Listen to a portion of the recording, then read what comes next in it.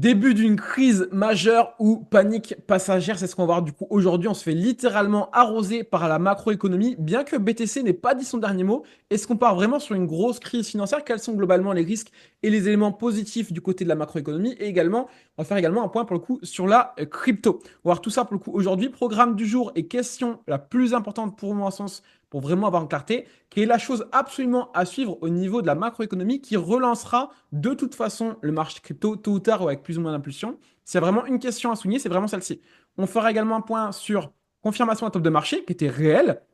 Est-ce que c'est la fin de la macro? Est-ce qu'on est vraiment par en crise? Les éléments que je vois et que je constate, moi aujourd'hui, sachant qu'encore une fois, gros disclaimer, je vais faire des raccourcis, je vais vulgariser pour pas avoir une vidéo de 1 heure complète, puisque la macroéconomie est extrêmement complexe, mais je vais vulgariser. Et je ne suis pas non plus un pro de la macroéconomie. Je passe pas non plus 3 heures tous les jours sur la macro en permanence depuis 3 ans, d'accord? Donc j'aime bien regarder ça, pour moi c'est un domaine important, mais je ne suis pas non plus un expert de la macroéconomie, donc disclaimer aussi par rapport à ça. Je vais vous partager ce que moi je vois de pertinent, de pas pertinent, de risques, etc. pour voir globalement où on en est et quels pourraient être les risques et les retombées sur le marché crypto. Donc sentiment forcément macro et également sentiment crypto. L'évolution de la psychologie du marché qui pour moi est un réel problème. Est-ce qu'on aura du désintérêt? Comment je pense que ça va évoluer dans effectivement les prochains mois? Et question du bruit avec 2, 3 petites alphas en plus. Donc première question, quelle est la chose à suivre absolument sur la macro qui relancera de toute façon pour le coup la crypto? Je l'ai juste ici, c'est la liquidité mondiale globale. C'est le M2, c'est le monnaie totale entre guillemets en circulation dans l'économie. Elle est en jaune directement en termes de graphique. Quand ça monte, c'est qu'il y a plus de liquidité dans le monde entier du coup qu'on injecte dans l'économie mondiale. Et donc forcément, s'il y a plus d'argent, bah, on a tendance à prendre plus de risques parce que c'est une question de liquidité, c'est une question de psychologie également, qui va faire que plus on a d'argent, plus on veut prendre du risque parce qu'on est avide et que du coup on en veut toujours plus. Ce qui fait que du coup, plus il y a de l'argent dans l'économie, plus on a tendance à prendre du risque. Et donc forcément, qui prend de risque dit acheter du Bitcoin, acheter de la crypto et nos bagues qui montent, entre guillemets. Donc plus on a liquidité dans l'économie mondiale, donc le M2 en jaune qui monte, plus la crypto pourra reprendre de la force. Et qu'on le veuille ou non, c'est fondamental et c'est psychologique. Ok, c'est vraiment corrélé par rapport aux liquidités et à l'argent en circulation. Donc ça aura de toute façon, pour le coup, un impact. Ce qu'on voit également par rapport à ça, c'est que là, on est en décalé, d'accord? Donc s'il y a vraiment un élément, pour le coup, à dire, OK, qu'est-ce qu'il faut que je suive concrètement pour savoir si la crypto, elle va être relancée? C'est la masse monétaire mondiale. Si elle monte, dans tous les cas, ça aura un fort impact. Et c'est pour ça que, notamment en 2021, on est parti to the moon, parce qu'on a eu une injection monétaire de l'espace cosmique. Et c'est ce qui a fait qu'on ait un gros bull run aussi de l'espace, OK? Malgré qu'on avait moins d'inscrits, etc. C'est qu'on a eu une méga injection monétaire. Donc forcément, ça a impacté énormément de manière positive. Là, ce qu'on voit, c'est qu'on a décalé Bitcoin, donc, qui est en rouge, en rose, de 10 semaines en arrière. Ok, c'est légèrement décalé. Bitcoin est en retard sur l'équité mondiale, en tout cas en termes de dernière corrélation historiquement. Il se peut que ça se recorrèle également en termes de timing, mais en tout cas, il était toujours décorrélé dernièrement. Et donc, si là, ce qui est déjà le cas, la masse monétaire mondiale est déjà remontée dernièrement, notamment parce qu'on va le voir au niveau de la gestion économique des taux directeurs, on est remonté.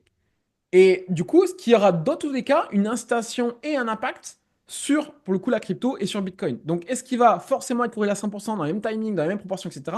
Pas forcément. Mais ce qui est sûr, c'est que ça a déjà un impact positif sur Bitcoin. Combien de temps il va prendre pour arriver vraiment à repartir, etc., etc. C'est ce qu'on va pouvoir voir avec les différents éléments. Mais s'il y a un élément effectivement à regarder pour suivre, savoir si le marché crypto va être relancé, c'est la masse monétaire mondiale. Ok. Donc, confirmation de top de marché. Malheureusement, je vous le dis, ça, c'est de réel. Il y a des faits qui, pour moi, et c'était des éléments. Et pareil, moi, son portefeuille perso et son portefeuille en interne, on a vendu littéralement le jour du top. On l'a souligné la semaine dernière. On a littéralement vendu, pour le coup, le 20 janvier. Donc, c'est bien ça, c'est le jour du top. Le 20 janvier, on a vendu parce que pour moi, il y a des top signal. Donc, si j'avais su, je me serais fait plus confiance. Toujours pareil, si tu sais, un machin, etc., avec le recul, tu dis, ah, j'aurais vendu plus. Si j'avais su, etc., je me serais fait plus confiance. Mais mine de rien, je voulais juste souligner sur le fait que c'était réel, c'était assez évident qu'il y avait des signes de top. En tout cas, horizon de plusieurs semaines, voire plusieurs mois. Ok. La SEC qui abandonne pour le coup ses poursuites, Abu Dhabi qui achète en massivement, on a également MicroStrategy, on a également Trump qui monte au pouvoir et qui crée la réserve de stratégique, Coinbase qui est en mode to the moon sur ses résultats, on a tous les mêmes coins, Trump, l'Argentine, Centrafrique, etc. Et également notamment Unchained, cette petite donnée-là. Là, c'est le volume. En gros, plus les bulles elles sont grosses, plus c'est-à-dire que les gens ils achètent, ok, ou en tout cas ils achètent ou ils vendent, ils font des actions sur le marché crypto, ok, sur Bitcoin. Qu'est-ce qu'on voit? Bah forcément en bas c'est faible, parce qu'on remonte avec des volumes faibles en bas, donc attendez pas que les volumes soient forts, sinon vous allez systématiquement beaucoup acheter les tops de marché. Mais on voit quoi? C'est que plus il y a des gros volumes, plus effectivement, historiquement, tendance à être haut. Et qu'est-ce qui se passe? Ah tiens, le dernier top de marché en mars 2024, on a des gros volumes. Qu'est-ce qui se passe? Le dernier mois, on a les plus gros volumes. Ah mince, c'était dernièrement, entre les 108 000 et 100 000 dollars sur Bitcoin. Est-ce qu'on n'aurait pas un top de marché corrélé avec énormément de news positives, tous les mêmes coins des Trump, l'euphorie, les Melania, les machins, etc., etc. Bref, déjà une mood, c'était évident qu'on avait signe de top. C'est facile de le dire a posteriori, mais la preuve, c'est qu'on pouvait également s'en rendre compte dans la santé parce que même nous, on a pris une grosse prise de profit pour le coup ce moment-là. Si j'avais su, j'aurais vendu plus, c'est toujours pareil. Mais la preuve, c'est que c'était réel. Donc, des signes de top, malheureusement, il y en a eu. Il y en a eu, c'était concret, d'accord? La question, c'est sur quel horizon de temps et qu'est-ce qu'on peut, entre guillemets, aller chercher et essayer de percevoir pour les prochaines semaines, prochains mois. C'est ce qu'on va décortiquer, notamment par la question de la macroéconomie. Est-ce qu'aujourd'hui, on a un péril sur la macroéconomie? Alors, de base, il va falloir également comprendre cette base-là, ok? De j'ai un crash, donc je sauve le crash avec l'impression monétaire et je monte les taux directeurs pour ralentir l'économie et faire redescendre pour le coup l'inflation parce qu'effectivement, beaucoup d'impression monétaire va me créer de l'inflation, parce que ça fait perdre du coup le pouvoir d'achat de ma monnaie. Ok, ça c'est important de comprendre cette base de cycle monétaire. Je passe rapidement également dessus. J'ai des contenus d'ailleurs sur mon Insta qui expliquent du coup également ce mécanisme-là. N'hésitez pas à me faire un petit commentaire ou un petit message en privé si vraiment c'est galère pour vous et je repasserai du coup plus en détail dessus. Mais on va le voir, c'est qu'en vrai, il y a des éléments qui sont pas forcément ultra négatifs par rapport à tout ça. Donc concrètement, aujourd'hui, est-ce qu'on est en péril pour le coup sur macroéconomie? En vrai, ça dévisse. En vrai, ça dévisse. Et les questions de plus grosses crises sont quand même légitimes. Parce qu'on a quand même également des contre-signaux, notamment tout ce qui est indicateur du RSI, etc., où c'est pas très fameux. Hein. C'est pas très, très fameux. Par contre, on va le voir. Oui, à court terme, on a des signaux qui sont négatifs. D'un point de vue analyse technique, c'est réel. Par contre, jusqu'où on peut descendre et à quel point on peut être avancé, c'est pour ça que moi, il faut décortiquer différents éléments. Et pareil, le dollar, justement, il dévisse parce que justement, il y a eu pas mal de peur qui s'est déjà renforcée, parce que c'est déjà le cas depuis un moment. Hein. On le mettait déjà en avant. D'ailleurs, j'ai les programmes, si vous voulez, qui vont être mis là dans quelques minutes après que j'ai posté cette vidéo ici et des vidéos précédentes, on l'avait déjà souligné, ça faisait déjà pas mal de mois que c'est déjà très incertain sur la macro, et également ce c'est les salles que je vais pouvoir souligner, et pour moi, non, il y a des chances qu'on soit pas en fin de bull run, par contre, effectivement, on avait quand même des top signaux, ok? La question, c'est pour combien de temps? C'est pour ça qu'il faut regarder, effectivement, cette fameuse question de la macro, concrètement, on en est où? Donc, avoir des bases, effectivement, sur cette notion de cycle-là, et le truc, c'est qu'il y a eu, effectivement, cette notion de taxe qui a créé beaucoup d'incertitudes avec Trump, sachant qu'il y a déjà une histoire en plus de guerre avec Poutine, etc. Ok. Mais là, le truc, c'est qu'il a augmenté les taxes. Donc, est-ce que c'est un point de force court terme pour essayer de négocier, mettre un coup de pression et effectivement faire pression par rapport aux guerres, etc. Il y a des trucs plus ou moins corrélés. Enfin, je ne suis pas un pro de la macroéconomie, je vulgarise pour vous donner l'essentiel, mais il y a un mélange effectivement entre la partie géopolitique des guerres, etc. et également l'imposition des taxes par rapport à ça. Le problème, c'est que la Chine a riposté, donc forcément, ça rajoute beaucoup un coup de pression également aux US et forcément également Canada et Mexique qui étaient du coup empathie entre guillemets par cette augmentation des taxes par Trump, forcément, ça peut également bouleverser leur économie. Économie qui, également, donne des avantages économiques et des liens économiques avec les US. Donc, ce qui a eu la peur, c'est de dire, oh là là, s'il y a trop de problèmes envers les US parce que la Chine réplique et que le Canada et le Mexique, ça devient plus faible en termes d'intérêt et de liens avec les US, bah, ça pourrait en fait aussi en pâtir avec les US. Et donc, je vous laisserai relire le tweet si vous voulez vraiment vulgariser la chose plus en profondeur et tranquillement. Mais le truc, c'est ça, c'est qu'en fait, ça a créé de la peur au niveau des US en mode, les gars, si les US ils abusent trop, ça pourrait mettre dans la sauce. Et ça pourrait beaucoup trop ralentir l'économie et donc crise. Sachant que, pour le coup, l'SP 500 avait déjà des signaux baissiers, bah en fait, ça crée déjà des signaux baissiers techniques. Et en plus de ça, il y a une incertitude à court terme, forcément, full FUD, et là, ça dégomme. Et là, on va plus bas. Donc la question, c'est est-ce que c'est vraiment fini? Pour moi, il y a des chances que on soit encore qu'au début de la correction. Par contre, on a quand même pas mal d'éléments positifs au niveau de la macro qui se corrèlent et qui commencent à arriver. Pourquoi? Pourquoi je dis ça? Hein. Parce que justement, l'idée, c'est que si je veux vraiment assurer, du coup, par rapport à mon économie globale, par rapport, du coup, à ce fameux cycle qui est juste ici, le plus simple pour relancer l'économie et se dire, OK, si l'inflation est bonne, si j'ai pas de chômage, bah, je me dis, bah, OK, je peux le laisser tranquille. Et j'aime pas forcément de contraintes. Si j'ai pas de chômage, qui actuellement, le chômage, il est bas actuellement, je vous le dis. Hein. Je l'ai ici. Il est bas et il reste bas pour l'instant. Donc ça, c'est pareil, c'est reste. On n'a pas de signaux de crise par rapport au chômage. Le seul signe de crise qu'on a, c'est effectivement les taxes qui pourraient en pâtir sur les US. Mais techniquement, le chômage, il est bon. L'inflation, on le voit actuellement, elle est en train de baisser. Et pareil, les derniers résultats, vous les avez ici si vous voulez suivre effectivement les dernières dates. On a là, pour le coup, l'inflation également la semaine prochaine et également cette semaine. On a également différents chiffres du chômage sur différents points, etc. Donc, il faudra suivre comment ça avance. Mais globalement, c'était relativement positif. Et pareil pour l'inflation. Pareil, Trufflation qui est légèrement en avance également sur les chiffres officiels, pour le coup, de la Fed. Pour l'instant, c'est ultra, ultra positif. Vous avez vu comme ça chute. c'est une dinguerie. Genre, c'est très, très positif. C'est très, très positif. Donc, vu que l'inflation, elle est bonne, qu'on n'a pas de chômage, bah, en fait, pourquoi on va laisser taux haut? On peut très bien les redescendre. Sauf que du coup, pareil, oh là là, incertitude au niveau des US. Et le dilemme serait de dire, bah, c'est bon, en fait, si la macroéconomie, elle tient, on peut baisser les taux directeurs maintenant, entre guillemets, plus rapidement que prévu. Parce que de base, le truc, c'est que aujourd'hui, ça s'est accéléré, mais de base, c'était prévu pour juin, 18 juin. C'était en tout cas les plus grosses stats. Et on se dit, oh là là, mais en fait, si c'est la sauce pour les US, autant accélérer les choses. Sauf que du coup, quand on accélère les choses et qu'on secoue un peu trop vite, ça crée de l'incertitude. Et donc, qui a l'incertitude? Tout le monde panique, sachant que le SP500 était déjà dégueulasse sur le graphique. Ça panique, sachant que le sentiment sur la macroéconomie, on va justement y revenir, c'est également, ça faisait un moment qui était vraiment dégueulasse. Donc, peur, panique, incertitude, rajouté dans un climat déjà de peur, Patatose, forcément, ça décroche. C'est évident. Genre, c'est déjà un climat de peur. Et en plus, je rajoute de la peur dans un contexte technique sur le SP500 qui est dégueulasse. Donc, forcément, ça dégueule. Pour moi, c'est évident. La question, c'est jusqu'où et pendant combien de temps? C'est la question. Par contre, pour moi, encore une fois, inflation, on est extrêmement positif. Effectivement, on a voulu accélérer les choses, parce que de base, c'était pour le coup le 18 juin. Et on a vu, on a accéléré. Et on a eu des tweets, hein, des personnes assez haut placées, etc., qui ont dit, oh la guerre, vous inquiétez pas, on va accélérer ça au niveau de la baisse des taux. Comme ça, on relance l'économie, on augmente les liquidités mondiales sur le marché, et tout va bien, on sauve l'économie américaine, et tout va bien, on accélère entre guillemets la croissance pour te dire, même si les taxes sont un peu tendues pour les US, au moins on relance l'économie et ça accélère l'économie. D'accord? Donc au moins tout se tient malgré l'inconvénient des taxes et un peu les conflits un peu effectivement avec la Chine, etc., qui peut être également un axe de négociation par rapport à Poutine, etc., parce qu'il y a des débats, je ne suis pas du tout un professionnel d'économie, mais qu'apparemment ça pourrait vraiment être lié avec le climat de peur. Pareil, on revient également au sentiment. Donc sentiment, je l'ai dit sur la macroéconomie, on a accéléré, donc on a créé d'incertitudes à court terme. Mais vous voyez, c'est à quelques jours près, hein, ça. Hein. Ça, c'est à quelques jours. Au final, ça, je crois, il y a 2 jours, on est monté, vous voyez, on était là à 91% pour juin et seulement à 27.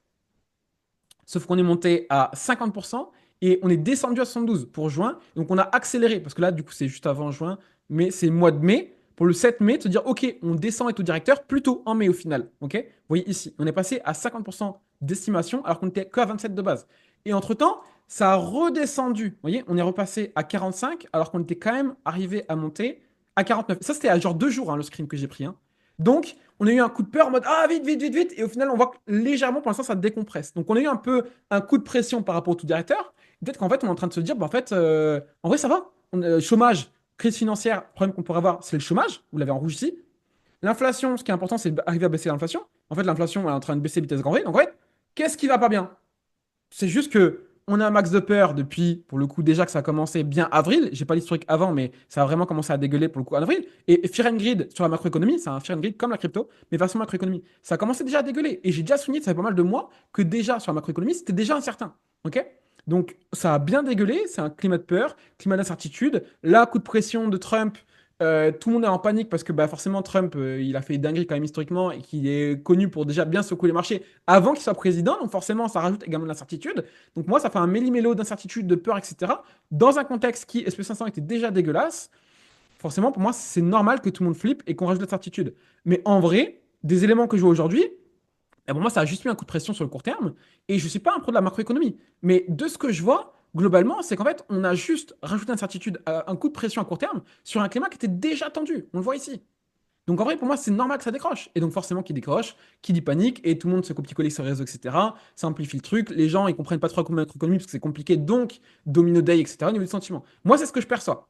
Est-ce que, pour le coup, on va vraiment être tranquille? Est-ce que ça va vraiment s'aggraver? Moi, ça peut continuer de corriger, hein, sur SP500. À pas négliger, parce que justement, on avait quand même des signaux baissiers, etc. Donc, on n'est pas clairement à l'abri qu'on corrige encore sur SP500 et que du coup, forcément, ça crée une pression baissière sur Bitcoin.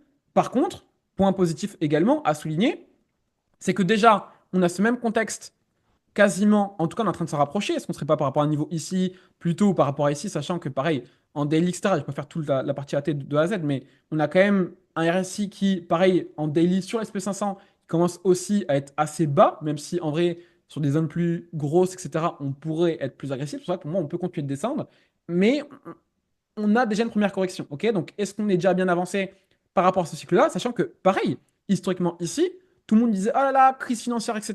On va aller beaucoup plus bas, etc. Alors qu'en vrai, il n'y avait pas forcément d'éléments par rapport à ça, parce qu'il y a la peur par rapport au pivot, l'incompréhension, encore une fois, l'incompréhension de ce cycle. Donc le but, c'est pas ce cycle-là, pardon. Pas non plus. Ce cycle ici, je vais y arriver.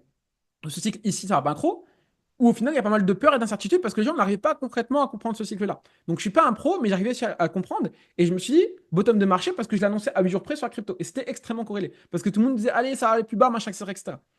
Donc, en vrai, par rapport au point, pour l'instant, la macroéconomie, ça va très bien. Le seul moment pour moi où on pourra me dire, OK, on sera vraiment sauvé sur la macro, c'est en vrai si on redescend encore les taux directeurs, on pourra dire, bah, on relance encore l'économie américaine, on réassouplit l'économie américaine, on l'aide à se redévelopper, à se relancer, malgré cette panique passagère, bon, bah, OK, ça sera tranquille. Donc là, effectivement, pour moi, le jour où on sera vraiment tranquille, entre guillemets, c'est qu'on aura baissé ces taux directeurs. Vraiment, si moi, il y a un truc à regarder, à suivre aujourd'hui au niveau de la macro, c'est ces taux directeurs. Les jours où on aura rebaissé, on aura refacilité, entre guillemets, que l'économie macro-américaine aille plutôt bien, sachant que en vrai, quand tu regardes l'inflation et le chômage, elles vont déjà bien. C'est juste qu'il y a incertitude, ok? Donc pour moi, ça peut être potentiellement plus passager. Mais encore une fois, j'ai pas suffisamment de recul. Donc en vrai, niveau macro, oui, il y a de la peur d'incertitude. Oui, on peut continuer de corriger sur la macro, sur SP500 de manière globale. Oui, le dollar décroche aussi ici, je sais plus si je vous l'ai montré, mais le dollar décroche aussi effectivement court terme, donc il peut continuer de dégaler. Ce qui en vrai pour Bitcoin, nous et SP500 est positif, hein. C'est juste que pour l'Amérique, ça peut être négatif en termes de valeur perçue en mode oh là là, il y a personne qui sort du dollar, c'est la sauce, l'Amérique perd de sa force, etc. Je ne peux pas être aussi pour l'Amérique, mais effectivement, à court terme, ça peut rajouter de l'incertitude et de la peur. Moi, c'est ce que je pense. Je ne suis pas un pro de la macro, mais je pense que c'est plus de bruit et de peur lié au climat qui était déjà tendu actuellement par rapport à ça, sachant que, pareil, marché crypto, on est quand même à chercher des niveaux de peur qui étaient quand même assez intéressants, hein. On est descendu à 10. Historiquement, on était sur le crash de Luna. Là, j'ai plus de recul par rapport à ça. Historiquement, on était ici, Luna, que je ne dis pas de bêtises. Ouais, Luna, on est ici, au crash là de 10. On est quand même, après, attention, parce que vous voyez, là, on est au score, je sais pas, c'est peut-être un petit peu petit pour vous, mais effectivement, on était déjà descendu à 13 sur le Fear and Grid. Donc, ça, c'est un résumé, en gros, historique du Fear and Grid. Plus c'est rouge, plus Fear and Grid est bas, plus c'est vert, plus il est fort. OK? Encore une fois, Fear and Grid, je l'ai rappelé sur le Telegram, pour moi, il fait chercher de l'accumulation par rapport à celui-ci. Mais en vrai, genre, entre la macro, entre les mouvements sur le marché, entre le crash, entre Trump qui rentre au pouvoir, entre l'accumulation des instituts, ça sort des mêmes coins, mais à la fois il y a des news extrêmement bullish, il y a beaucoup d'accumulation. En fait, ça fait une zone de désinformation qui pour moi est propice justement pour faire perturber les gens et créer encore plus de peur d'incertitude. Donc, c'est quand même assez rare qu'on descende aussi bas sur le Fear and Grid. C'est pas non plus un gage, et disait, pour moi, je cherchais l'accumulation, mais un gage de qualité. Et c'est pour ça qu'en vrai, on rappelle, on a quand même eu des bons signaux de top, pour le coup de marché, qui sont à pas négliger. Donc, moi, ce que je vois, je vous le dis, c'est que la macro, ça fait déjà un moment qu'elle est bien dégueulasse, et que le sentiment macro est bien plus avancé que le sentiment crypto. Parce que malheureusement, aujourd'hui, et moi je l'ai vu, et c'est pour ça que je vais faire ce point-là avec malheureusement le sentiment de marché, de la psychologie du marché qui évolue, c'est que en vrai, le Fear and Grid, il pourrait accumuler plus, parce qu'on cherche vraiment de l'accumulation. Donc là, c'est assez récent qu'il a vraiment dégoupillé, et qu'il a vraiment découpé pour le coup sur Bitcoin. Parce qu'en vrai, avant qu'on décroche pour le coup ce range, ça restait assez positif au niveau du sentiment. D'accord? Il y a quand même pas mal d'espoir. Il y avait de l'incertitude et du doute, je l'avais dit, mais il n'y a pas trop de peur. Et la peur, elle arrivait que dernièrement. Donc en vrai, si on veut vraiment accumuler de la peur, c'est assez récent. Donc pour moi, on peut continuer d'essayer de pousser, malgré encore une fois l'injection monétaire, mais de pousser effectivement sur le sentiment qui pour moi, et c'est bien dégradé d'un point de vue macro, mais qui, sentiment crypto, est peut-être encore un petit peu jeune. Donc peut-être encore un petit peu d'accumulation et peut-être encore un petit peu de dégradation. Ok? Par contre, on le voit, on a quand même un BTC qui à court terme essaye déjà de rejeter, d'être acheté, etc., qui est fortement aussi accumulé et qui malgré, on le voit, vous avez les bougies, donc là je fais un petit peu zoom également sur BTC, malgré les bougies du coup négatives, donc baissières du SP500, qu'est-ce qui se passe? On se décorrèle. On se décorrèle. On est mercredi, on se décorrèle là actuellement sur BTC. Donc on a une décorrélation positive de BTC contre le SP500, ce qui habituellement est quand même vachement corrélé, sachant qu'on a quand même eu des grosses accumulations, etc. dernièrement, et qu'on a un méga climat de peur et de doute, de guerre, etc., de taxes sur la macro. Est-ce que c'est pas le point idéal pour faire entrer aussi du gros monde derrière, pour pousser les choses aussi? Moi, je pose la question. En tout cas, ce que je vois, c'est que pour moi, on a un macro d'un point de vue sentiment qui est quand même bien dégradé avec du doute, là où en vrai, inflation, chômage, tout est good. Tout s'est passé entre guillemets comme prévu. On a eu un petit peu de bouleversement d'incertitude, mais en vrai, ça reste relativement correct. En plus de ça, est-ce qu'on n'a pas un coup de force de Trump pour essayer de régler correctement aussi la guerre, etc., qu'il a dit qu'il voulait stopper la guerre, dans un sentiment macro, donc dans un sentiment crypto, qui est un peu plus indécis. Pourquoi un peu plus indécis? Parce que moi, j'ai encore beaucoup de personnes, pour le coup, qui sont encore malheureusement, justement, un peu en mode ah, t'inquiète, je hold, je conserve, etc. Et le fait que le YouTube game, les ads, les formateurs, les machins, etc., sont de plus en plus en mode, vous inquiétez pas, les particuliers, ça va bien se passer, c'est le cycle, etc. Les particuliers sont entre guillemets de plus en plus éduqués sur cette notion des cycles, et du coup ils se disent, moi je vends pas, ça va remonter, on est encore en bull run, etc. Et to the moon, parce que de toute façon on n'a pas eu la saison, etc., etc. Donc il y a quand même une certaine maturité du marché, en tout cas du grand public, par rapport au cycle. Mais le truc, c'est que du coup, encore une fois, si tu veux acheter la peur et revendre la vérité, bah, les gens ont moins en moins peur et revendent de moins en moins leurs bagues. Donc malheureusement, bah, si on veut faire des mouvements instinct, on peut appuyer de plus en plus. C'est pour ça que pour moi, on est encore mitigé sur le sentiment crypto. On l'a vu, c'est encore un petit peu tôt, etc. Mais on a quand même eu des signaux assez encourageants. Assez encourageants dans un macro, dans un contexte macro qui est totalement dégueulasse. Alors qu'en vrai, pour moi, c'est que du feu, globalement. C'est que du fait parce que oui, on a des éléments où ça décroche, ça peut 5, etc. Mais on l'a vu, globalement, avec du recul, les éléments sont quand même relativement positifs dans beaucoup de désinformations, beaucoup de bruit, beaucoup d'accélération avec Trump, etc. Donc pour moi, c'est plus d'agitement qu'autre chose et on perturbe les gens par rapport à tout ça. Est-ce qu'on va remonter demain? Pour moi, la question, elle est là. Je l'ai dit, je l'ai rappelé. Est-ce qu'on va être tranquille au niveau de la macro? Baisse des taux directeurs. Là, effectivement, on sera tranquille. Tant qu'il n'y a pas cette baisse des taux directeurs, donc c'est pour juin, on sera indécis. Mais là, en fait, quand on va redescendre du coup taux directeur, on va réaccélérer encore une fois l'injection du coup de la masse monétaire mondiale, donc le M2, et on va refavoriser encore Bitcoin. Donc c'est pour ça que là, pour moi, on aura des vraies confirmations pour le coup quand on va remonter taux directeur, à voir si c'est en mai du coup ou en juin. C'est vraiment la confirmation entre guillemets ultime à aller chercher qui pourra vraiment nous inciter à la hausse. C'est pas non plus une garantie, mais en tout cas par rapport à tout ça, pour moi, on a vraiment un sentiment macro qui est assez dégradé et un sentiment crypto qui est encore en cours de transition, malgré quelque chose de très agressif. Donc en vrai, à voir, parce qu'au vu de la décorrélation et de l'espoir qu'on a sur Bitcoin à court terme, il faudra voir, on peut toujours dégueuler, on peut toujours descendre 72, etc. Je ferai un point plus tard sur mon scénario s'il faut, et pour l'instant, c'est trop encore indécis. Mais en tout cas, on a vraiment des éléments positifs sur la crypto à court terme, malgré une macro qui est dégueulasse, et pour moi, plus de bruit qu'autre chose, en tout cas, de ce que je perçois sur la macro, avec mon expérience sur la macro. Ok, je ne suis pas non plus un pro de la macro. Et par rapport à ça, c'est important de le prendre en compte. C'est juste qu'encore une fois, pour moi, la psychologie marché, elle a changé, elle a évolué, et il faudra des pièges beaucoup plus, entre guillemets, élevés en termes de difficulté, beaucoup plus agressifs également du côté des incits, plus d'incits, donc psychologie plus complexe, et également plus de particuliers qui sont dire oh là là, t'inquiète, j'achète une formation ou j'achète un peu d'alcool, etc. Et je vais faire x10 facilement, je vais hold mes bagues, je les vends pas, etc., etc. Donc forcément, c'est normal que malheureusement, on a un peu plus d'incertitude aussi au niveau des mouvements, et des mouvements qui sont un peu plus compliqué à mon sens aussi à décrypter, ce qui est normal au vu de l'évolution de la psychologie malheureusement du marché. Donc, est-ce qu'on pourrait effectivement encore avoir, et ça a dans le sens que je suis en train de vous signer, malgré du coup cette évolution de la psychologie, et je ne tire pas du tout ces personnes, c'est pour ça que je l'ai flouté, par exemple, mais c'est des youtubeurs mainstream qui incitent de plus en plus effectivement les crypto boys entre guillemets à holder de mieux en mieux. On a un vrai désintérêt au niveau des instituts, au niveau de Bitcoin pour l'instant. Donc, est-ce qu'on ne pourrait pas avoir un peu de poursuite, un peu du désintérêt? Et c'est pareil, on le voit là sur les intérêts ouverts, donc globalement sur le marché. En gros, on a ici les intérêts ouverts, ok, open interest, ces intérêts ouverts qui ont vraiment, vraiment, vraiment, vraiment été découpés. On le voit ces dernières semaines. Là, pour le coup, depuis début 2025, fin 2024, ils ont été découpés. On a beaucoup, beaucoup, beaucoup, beaucoup moins d'intérêt. Donc, pour moi, encore une fois, ça peut revite switcher. Il faudra être vraiment attentif au niveau des clôtures de Bitcoin, de comment ça relance, etc. Parce qu'à court terme, on a quand même des signaux positifs. On n'est pas à l'abri qu'on ait des accélérations encore baissières sur la macro à court terme. Il faudra voir comment on est plus ou moins avancé par rapport à ça. Je vous tiens au courant, encore une fois, dans le Telegram au fur et à mesure. Mais pour moi, on a la place pour essayer de combattre un petit peu ça, sachant que pareil, on voit, on a quand même également la macroéconomie qui est quand même assez positive dans l'intégralité et le M2 qui remonte. Donc, est-ce qu'on n'aurait pas encore un peu de désintérêt qui se finalise pour, entre guillemets, valider un peu d'indécision pendant quelques semaines, quelques mois, c'est encore possible sur la crypto, mais à ne pas négliger une potentielle relance, que ça pourrait aussi très vite relancer, au vu effectivement de tout le FUD, l'incertitude et la peur sur la macroéconomie. Donc moi, ce que je vous conseille, c'est limiter le bruit au maximum, et c'est pour ça que je reviens à cette fameuse question de clôture, et qui va être quasiment ma conclusion. Quelles les choses à suivre absolument par la partie macroéconomie? C'est encore une fois les liquidités mondiales que vous avez juste ici. Je vous tiens au courant par rapport aux différentes évolutions. Et également, deuxième point complémentaire, là où on sera davantage tranquille au fur et à mesure, c'est effectivement quand on va rebaisser les taux directeurs. En tout cas, aujourd'hui, c'est assez positif. Donc, suivez, si vous voulez, en complément, effectivement, vraiment les taux directeurs.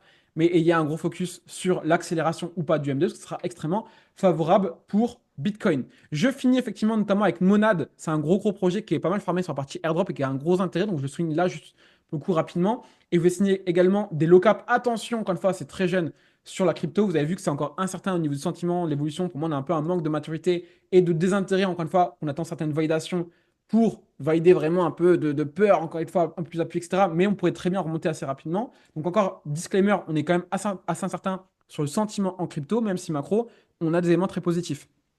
Je voulais vous souligner Ava qui remonte beaucoup, beaucoup, beaucoup, beaucoup, beaucoup pour le coup au niveau du sentiment. Donc, c'est un agent AI, donc sur la partie intelligence artificielle, c'est un agent autonome.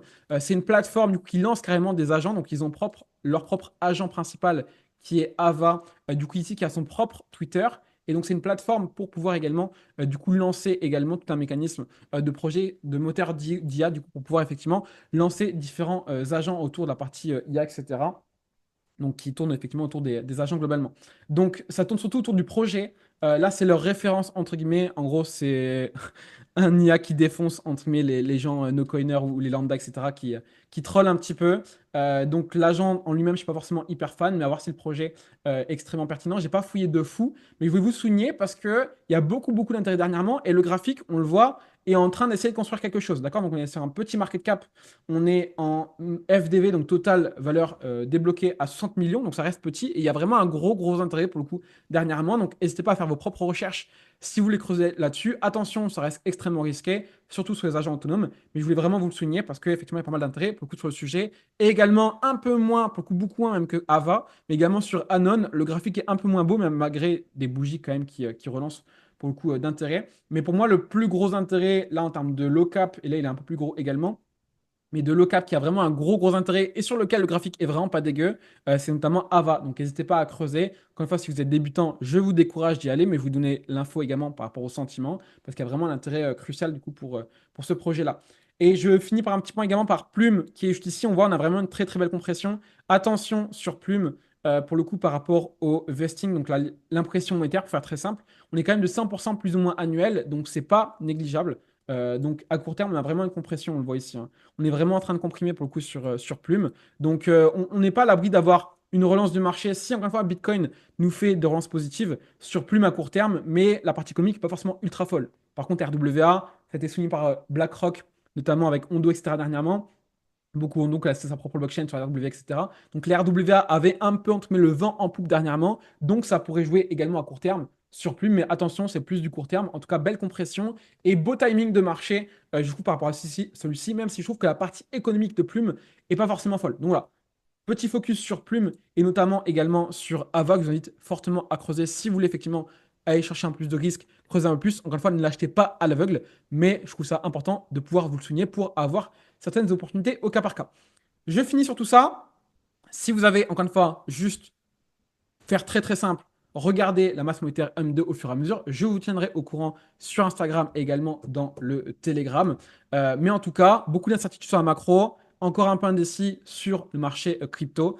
Mais on sera sauvé d'affaires quand on aura effectivement la prochaine baisse des taux. Mais ça va également dépendre de comment évolue Bitcoin. Je vous suis au cas par cas. Mais voilà, au moins vous comprenez le mécanisme. Pour moi, il y a des chances, en tout cas, que peut-être sur la macro, effectivement, ce ne soit pas fini au niveau de la correction, mais que potentiellement le plus gros soit déjà derrière nous, que ce soit globalement en fait du bruit. Par rapport à ça, il faudra suivre comment ça évolue au niveau du SP500 et comment Bitcoin arrive à tanker entre guillemets tout ça en termes de décorrélation par rapport au SP500. Mais pour moi, il y a des chances que potentiellement le plus gros sur la macro soit déjà derrière nous, que ce soit plus de bruit lié à l'incertitude due au mouvement un peu de négociation de Trump par rapport aux taxes par rapport à tout ça. En tout cas, c'est très encourageant pour les prochains mois. Prochaine semaine, je ne sais pas, donc mon scénario va se préciser aussi. On n'est toujours pas à l'abri voilà, d'avoir un peu une période d'accumulation, parce qu'on l'a vu, il y a beaucoup de buy the dip, personnes qui veulent forcément hold, etc., avec la maturité du marché. Donc pour moi, ça va être un peu une zone tampon pour le coup, prochains jours, prochaines semaines. On en verra déjà plus clair pour le coup la semaine prochaine.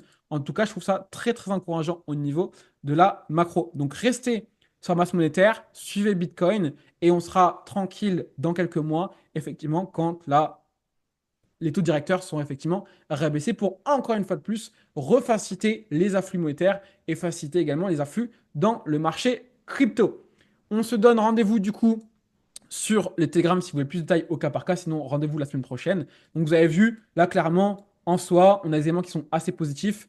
Et à court terme, on peut avoir des perturbations. Mais en vrai, horizon, du coup, d'ici globalement juin à mai, ça devrait bien se passer. Une fois qu'on a passé ces périodes, une fois qu'on a passé mai, juin et qu'on baisse le taux directeur, ça devrait bien se passer parce que justement, la masse monétaire mondiale devrait bien remonter. Donc, n'hésitez pas, si vous n'êtes pas dans le Telegram pour pouvoir suivre au cas par cas d'instant T, vous m'envoyez directement Telegram en DM sur Instagram. Vous avez mon Instagram juste ici. Et si vous voulez une liste des crypto-monnaies, à mon sens, les plus solides, les plus pertinentes, sans, encore une fois, faire de conseils d'investissement par rapport à ça, vous m'envoyez top 5 sur Insta. Cette vidéo est ultra longue, j'ai pas le timing, mais moi, vous avez vraiment un overview clair. Et pour faire une conclusion, suivez effectivement les taux directeurs, c'est l'élément le principal qui va influer sur la masse monétaire par rapport à tout ça. Sachant qu'encore une fois, potentiellement, la correction sur la macro n'est pas finie, mais il se peut que le plus gros soit au final déjà derrière nous. Affaire à suivre, je vous tiens au courant.